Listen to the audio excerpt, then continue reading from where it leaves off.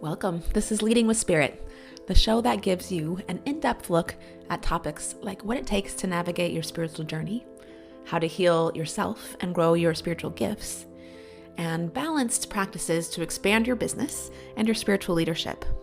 I'm your host, Spirit Bird, shamanic teacher, healer, and author, here to guide you on your journey to becoming your most potent spiritual leader. Does it hurt when you make a mistake or get something wrong? Is it kind of cringeworthy?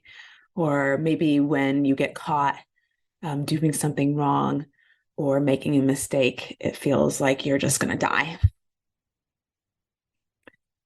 Today, I want to go deep into that wound and uncover the false beliefs that are there, the truths that are there, and process this core wound, a wound that is true for almost all of us.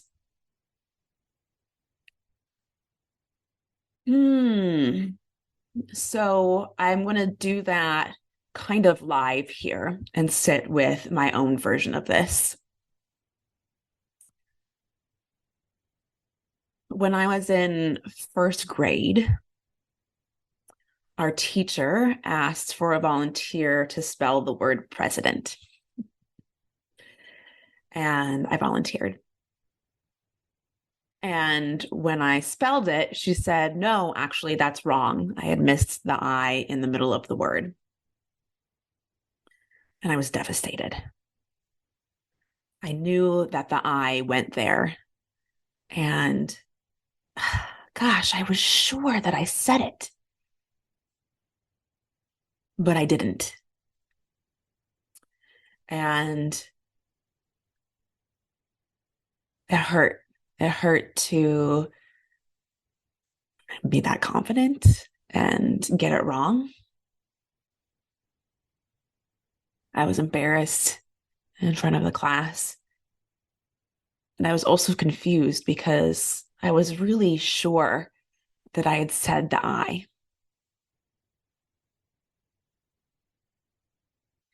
And what happened following that is I got upset. I started to cry, but it just felt unsafe to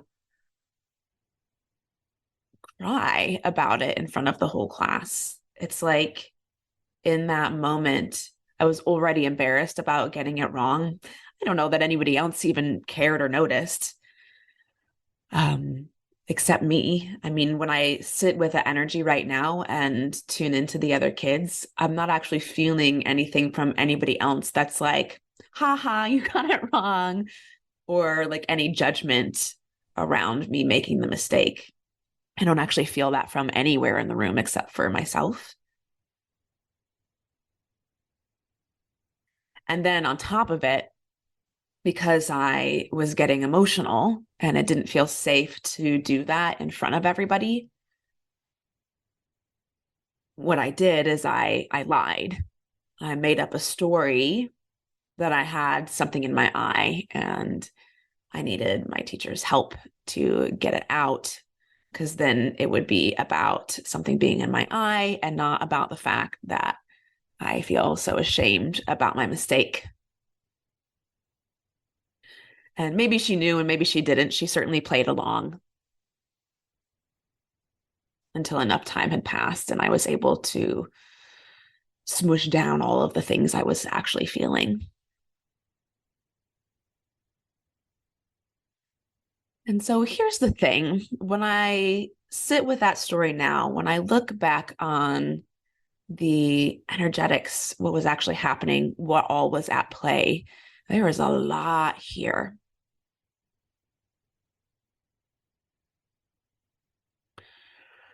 One of the pieces at the core for me is actually beginning to notice that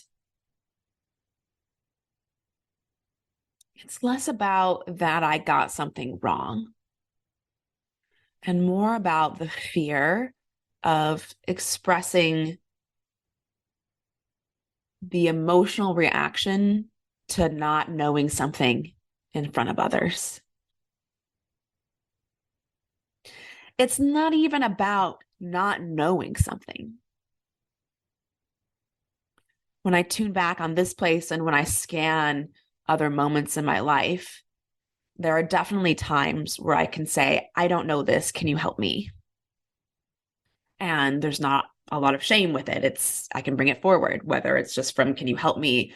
Whether that's teasing myself, kind of self-deprecating, making fun of myself in front of others to acknowledge the not knowing. So it's less about not knowing and more about covering up the hurt of not knowing.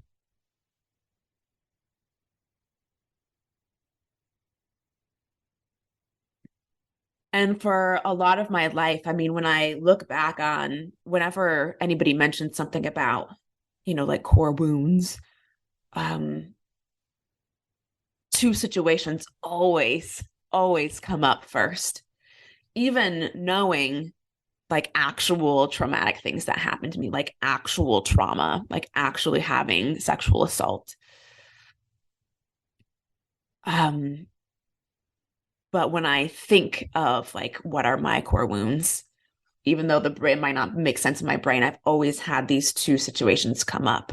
One was trying out for a solo, I think also in first grade. And when I went to sing, um, my hands shook the paper and my voice was nervous. And the kids laughed at me for being nervous. And similarly, here, in that case, it was different because there was actually like shaming and judgment in the room. And same, it was like, it was too unsafe to actually feel like I could have my emotional reaction because once I realized that my voice sounded different out loud than I thought it would sound in my head, there was that surprise. Like that was the first layer. And then becoming the second layer was becoming conscious of that. Like while the voice was coming out, becoming aware that it was different than what I expected and starting to orient myself around that reality, only to be followed up by the kids laughing and the judgment, which was immediately followed, by my emotional reaction. I was hurt. There was confusion. I was confused. I was hurt. I was embarrassed. And then in that room, because there wasn't actually space, because it actually was unsafe, because in one of my most vulnerable moments, there were people in the room that weren't safe to be around, right? That took advantage of my vulnerability, not intentionally. They're just kids. Nobody was like, haha, I'm going to get her, right? But the truth is, that was present in the room. And so, what that taught me was being vulnerable in this way, being this kind of vulnerable, the vulnerability around having an emotional reaction to being confused or not knowing is the most unsafe thing that can be done. So then the next time when I spelled the word wrong in front of the class and got it wrong, even though in that case, there wasn't actually, at least as I scan the energy right now, there wasn't actually anybody in the room that made it unsafe. I already had that blueprint in my system that being vulnerable in this way just wasn't safe. But that's not what I took from the situation, you see. What I took from the situation was the second piece, the double, the second layer that actually having then lied and made it about the thing that was in my eye made me bad. That's actually my flaw, that I'm a bad person, that I'm a liar.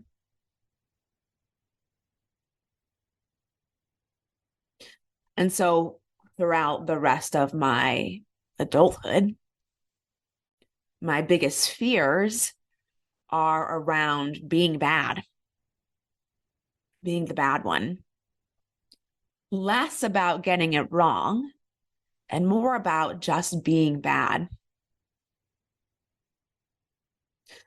So this puts me into this state where, one, I'm constantly watching for myself. I'm constantly monitoring myself, scanning myself, checking to make sure I'm not doing the bad thing.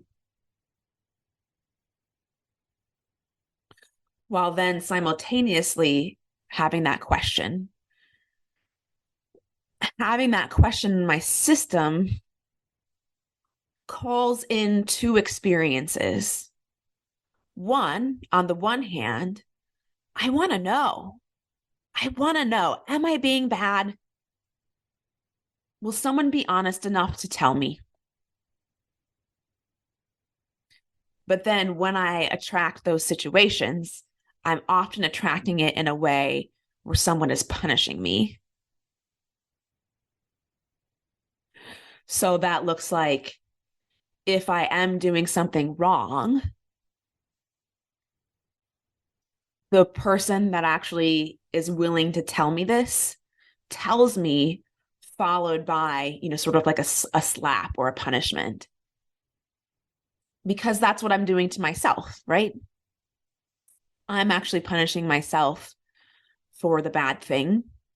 And so, and I don't at that point, or up until maybe very recently, I didn't know how to correct myself, to be strict with myself and be like, nope, not like that, without also following with and you're bad.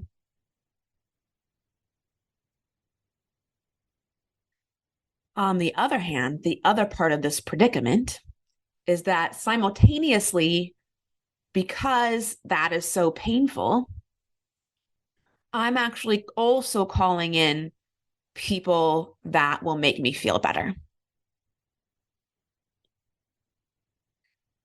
I was at an event this last weekend and was totally caught in this cycle where I'm moving through some spaces of trying to identify my needs, just identify what I actually need in the first place, and then speak them and, move through my fears of speaking them at the cost of putting my own needs above the group's needs. So that's already a tricky territory for me. And then there were some times that I did it, I think, well, and other times where I didn't. I think I could see that my request was disruptive. But in that situation, for the first time that I can think of, and maybe it's happened other times, but the first time I can think of, I actually received the correction of like, oh, not like that, without the punishment behind it.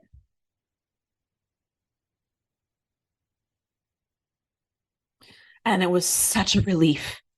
It was such a relief to receive it, to actually have the honesty of not like that without, and you're bad, by the way, or you've hurt us because you did this thing, or how could you?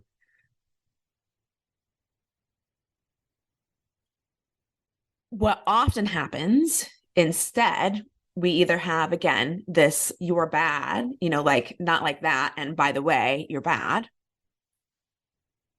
Or we have ourselves surrounded by other people who are also experiencing this wound, because most of us have experienced this wound of being corrected and it being, again, the correction is shocking. More so, it's confusing. We don't know any better. There's no reason that we should have known better. We haven't actually done anything wrong. We're just learning how to be a person. But for most of us, we receive that correction, with the tale of punishment behind it. And oftentimes it has nothing to do with us. It has everything to do with the person that delivered the correction and the way they're punishing themselves, because that's how they learned. And that's how the person before them learned, and before and before and before.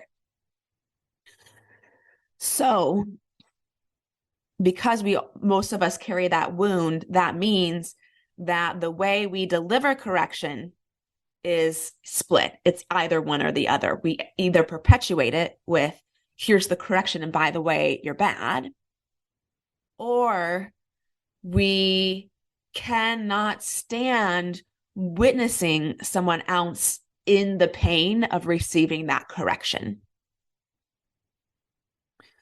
And so in this weekend, I was also noticing that because I was getting closer to the core of actually feeling this wound, which is what I went there for, I was actually courting this peace, right? I actually wanted to understand, to see, and to feel it all.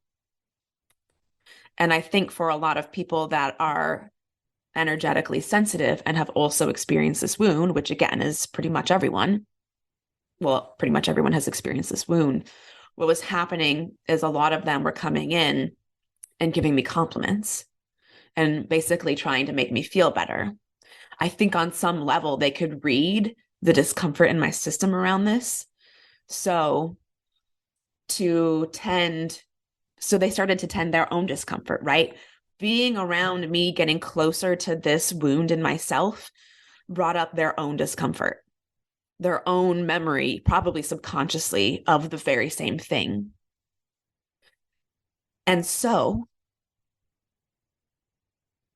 what they would do is, to cover their own discomfort, their own pain from this memory, they would try to make me feel better. And this in turn would block me from being able to actually find the source of the wound, to actually find the truth in the source.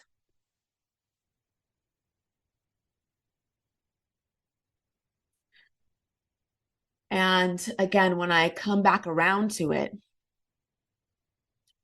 what I see now is, in that moment where it felt too vulnerable to actually have to actually be upset in front of the other kids, like when I was trying out for that solo, and there were actually kids laughing at me. Well, how could I cry? They were already laughing at me. I'm already crying. And if I cry more, they'll laugh at me more. And I can even hear right now their whispers of like, oh, she's shaking. Oh, she's crying. Right. So it's like everything in me had to stop it. Everything in me had to stop that reaction. So when the second incident happened, the same was true. Oh my God, I have to stop this reaction. I can't relive this again, where people see that I'm upset from being confused or not knowing. Again, but the mind comes in and the mind makes it about that I didn't know. The mind starts to come in and cover up even that, to build a construct above and around and completely covering that core wound, which is, it's unsafe to be upset in front of people. It's unsafe for it to be known that I'm confused and that that's upsetting. And the construct looks like this among any number of things. I made it about that I lied. If I can actually make it about that I'm bad and try to make that the wound, then I don't actually have to look at the real wound. Or other ways that people might build this construct is making it about the person that corrected them and how they're bad. Or we might build the construct around that you got something wrong. Like, I got something wrong, and that's my actual wound. When it's not the wound.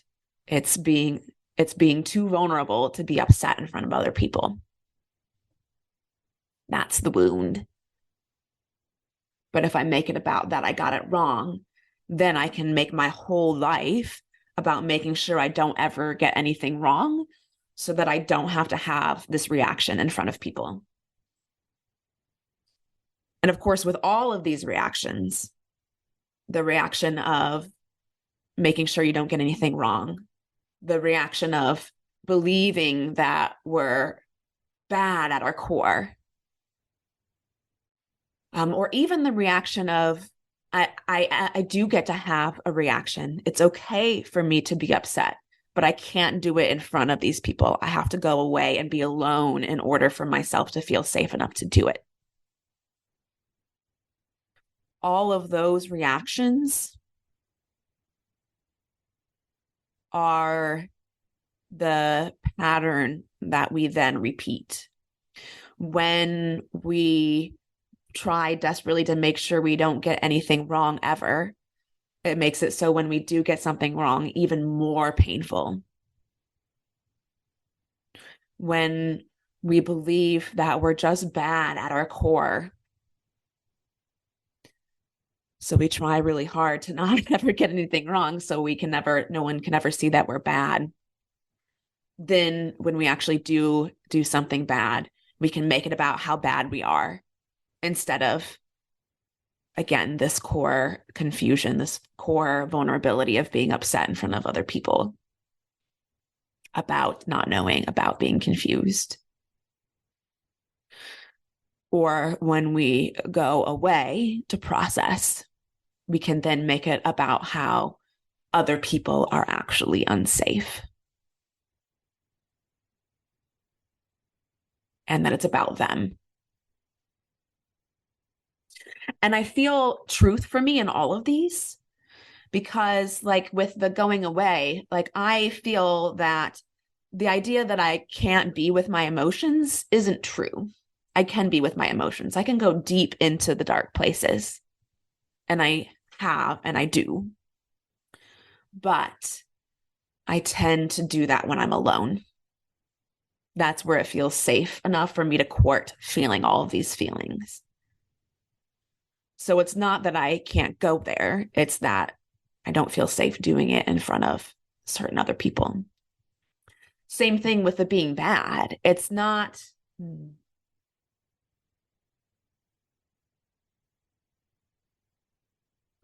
if I have that core question in my system, if I have that core belief that I'm bad, then I'm constantly in this state of seeking external validation for, is it true or not? Is it true or not? And then when somebody says it's true, that hurts. And it's like, no, you're bad. Get away from me. But also when somebody comes in and says, no, no, no, you're not. You're fine. You're wonderful. It also is just as painful because I know that's not true either. And it also feels like, get away from me. Don't lie to me. I know that that's not true. Now, of course, that I'm bad at my core, that's not what the truth actually is. But again, what I'm feeling in those moments is people coming in and trying to make me feel better, and they're lying to me. In that moment where I was scared and confused by getting it wrong, one, that I got it wrong and that was embarrassing, and two, confused because I swear I knew there's an I in it, and I swear that I said the I. What I needed in that moment is not somebody, of course, to come in and be like, ha, you're the worst. You did it wrong. But what I also didn't need in that moment is for someone in my upsetness, in my emotion, in my processing that was painful. The other worst thing for me, the lie that somebody would have told me of, it's okay, honey. You were fine, or you didn't do anything wrong. That's not true. That's not what my little one needed. Coming in and telling me something to make myself feel better about myself is not what that little one needs. What the little one needs, the truth that she actually needs to hear, is it's okay to be upset.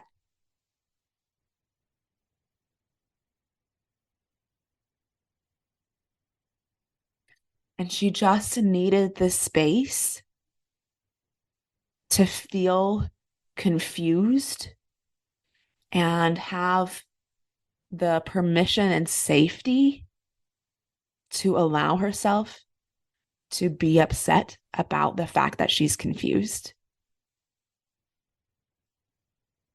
And that's what she needed. And if you're with me at this point and you are in a safe space to close your eyes and drop in here with me, maybe you remember a moment like this.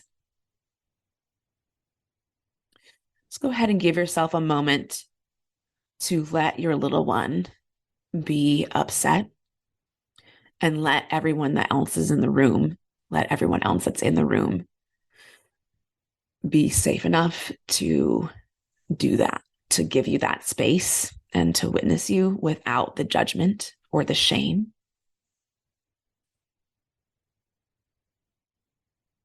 And just give yourself that for a moment.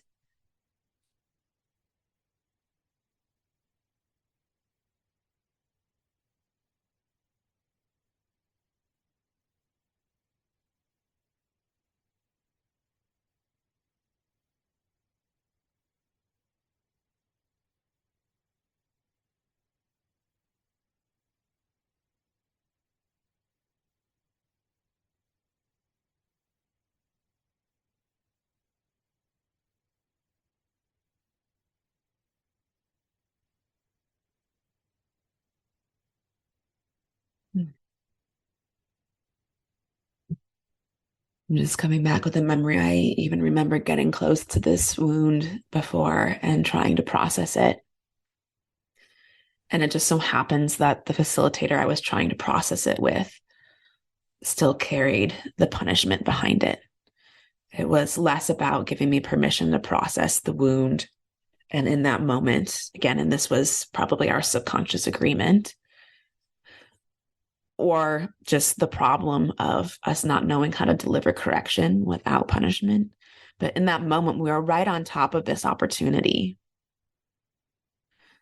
But in that moment, she made it about trying to expose that I lied.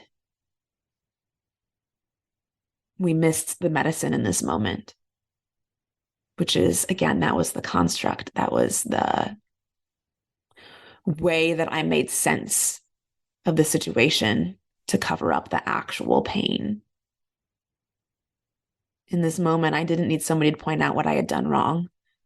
And I didn't need somebody to point out that I'm okay or try to make me feel better. I just needed someone to be with me, to give me the experience of what it's like to feel safe in this most vulnerable place.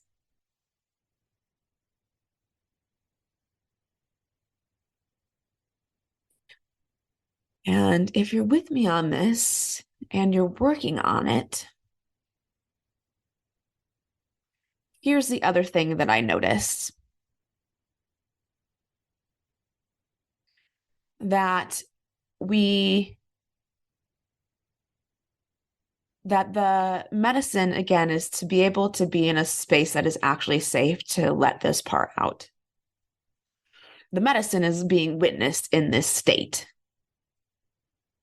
But one, it's not just about processing the emotion. Again, we could make the mistake of thinking that it's just about processing that emotion, and we can go somewhere alone and try to let it out. And maybe that will help, but it's not the full medicine that's needed, because it's not actually about emotionally processing or being with the emotion. It's about allowing ourselves to feel safe doing this in front of others, right? So, yes, processing alone can help, but it's not the full medicine that's needed.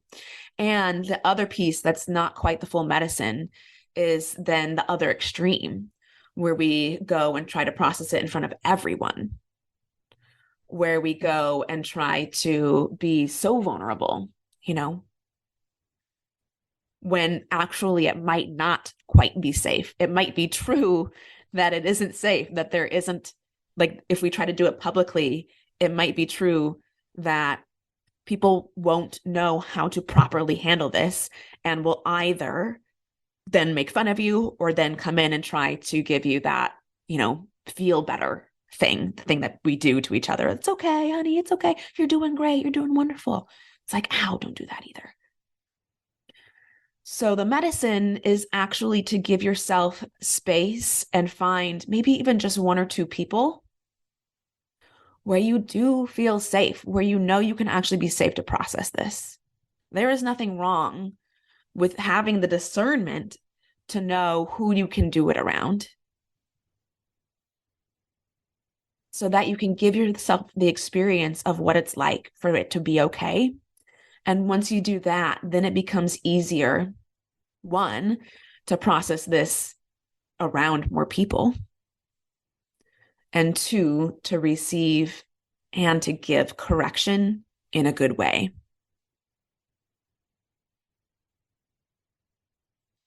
Now, the last thing I want to say about this pattern or this process is that it is very hard to spot in yourself. And what I have learned that I do, what I've been doing for a lot of my life to cover up this core wound, is to the pattern of trying to make sense of something instead of just feeling it. Right? In that situation where I spelled the word wrong and then I made the lie, I have always tried to make sense of sort of the pattern in me that would have me do the bad thing. Let me try to figure out what that is. Let me try to keep working on myself. In other situations where I'm confused or I don't know how to do something, I'll start turning it into a different pattern. Like I'll make it about like boundaries and permission, or I'll make it about how somebody else, has wounded, or like understanding their story so I can understand why they did the thing to me. Or I'll make it about how to fit it into my path and my curriculum. Like, oh, instead of just feeling the pain of that, openly feeling the pain of that, I'll either do it privately or I'll try to process it by explaining why this, like the depth of the situation, explaining how it comes into how it's brought me to where I am now.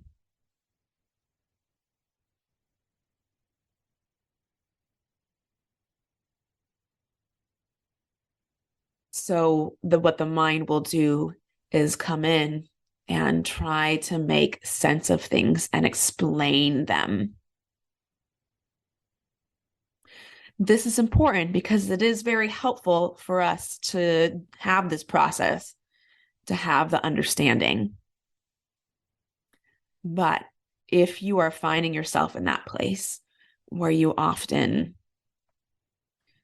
explain the reason you feel the way you feel and try to make sense of it, know that there's a very good chance that you're blocking that thing that you actually just need to feel. Now, it can be easy here to then do the thing where we cover up and we have shame about the fact that we do that. Like, oh, when I just started to notice the depth to which I do it and why I do it. And again, it's very easy here to then slip into shame. Why do you do that? How come you can't just fix it? What's wrong with you that you can't just process in front of people, right?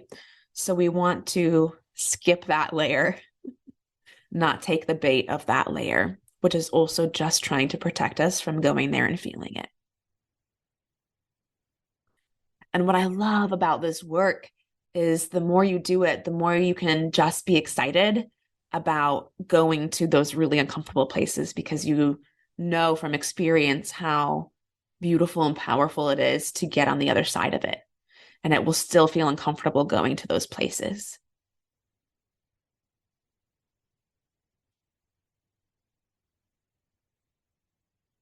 Like even right now, I feel almost hollow in my body and I can feel myself like slightly shaking. And I used to think that when that happened, it was because I was nervous, right? It was like when I tried to sing that song and my body shaked and my voice quivered. I always thought that that was because I was nervous and didn't know that I was nervous. But actually, when this happens in my body, it's because I'm speaking the truth and it feels uncomfortable. But I can give myself my own validation now because when that happens in my body, now I know what it actually is.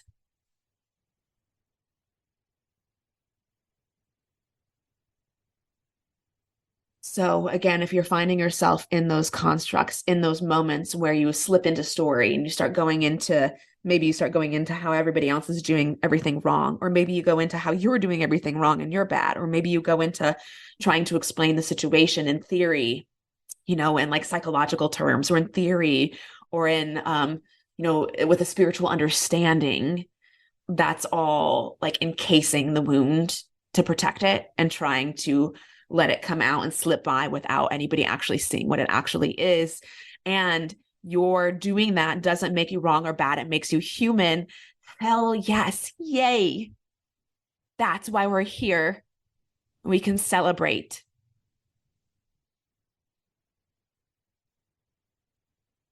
And you can then know there's something very tender that you're trying to cover up. And so, what you get to do again is you get to choose who you want to actually process this in front of. You don't have to go do it alone, or it will only allow you so much. And you don't have to go do it in front of everybody. Again, the solution isn't that you're able to process all of this in front of everybody. That's not what we're saying here.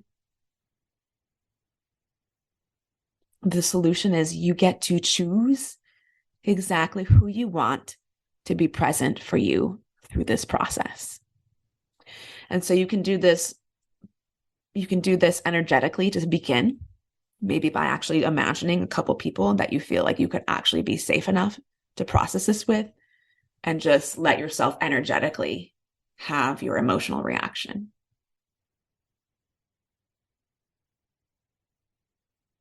Then the next step is to do this actually in the 3D in front of others, and maybe selecting one or two or three friends, or maybe there's a circle that you attend where you can feel safe doing it.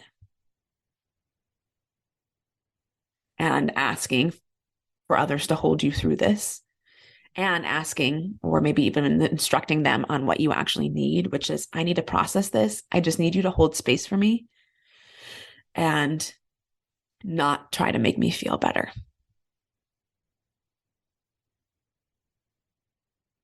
And be clear about those instructions. And when you do this, not only will you free yourself, you'll be delivering medicine for those around you as well.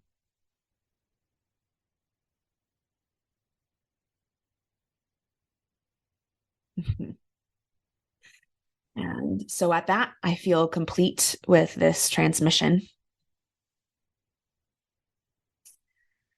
Thank you for joining me today. See you next time. Have you been hearing the call to expand your spiritual gifts and step into your next level of conscious leadership? If you're a coach, healer, or a spiritual leader, you can learn more about Shaman School and growing your spiritual business on our website, HoltonHealingArts.com, or send me a DM at Holton Healing Arts.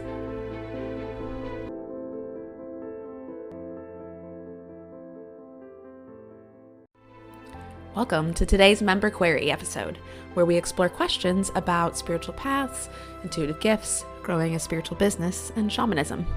Do you have a question for us? Send us a DM at Holton Healing Arts.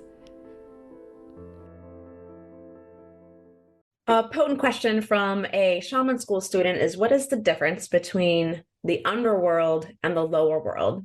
If you're not familiar with lower world, it's a term used in shamanism for when we do journey work. So the underworld in general, I think of as being a mythological place that exists between our middle world, our Earth 3D realm, and even the spiritual realm of our Earth and the 3D reality. So it's the layer that exists between that and between the lower world. Oftentimes, people will discover this place when they're working with lost souls or psychopump work, when they're working with like ghosts, basically. So it's this layer that basically exists between these two realms, between the here and now in 3D, and basically like being clean and clear on the other side of that. It's often a place where you would do, lost souls will go. Literally, you might come across this when you're doing journey work in between the portal that you use to enter the lower world and actually arriving in the lower world. You might actually come across it. Lots of times people see it as like this hazy place. You might notice a smell. It's very much an in-between realm. The lower world, on the other hand, is the place where basically your like base, your like root in your chakra system and from your physical body meets with the earth. It's where that and like Gaia actually connect. When you go to the lower world, you are actually like beyond this 3D plane. You're more likely to be finding like ancestral work there. And you're going to be working with just compassionate spirits, and beings that are in that place have actually crossed all the way over. So those are the primary differences between the underworld and the lower world. I hope you enjoyed this episode of Leading with Spirit. If you did, please share the link for this episode with your biggest takeaway, tagging me at Holton Healing Arts. It would also support me if you subscribed and left a rating and review of the show so we can support more people living their highest purpose. Until next time, journey on.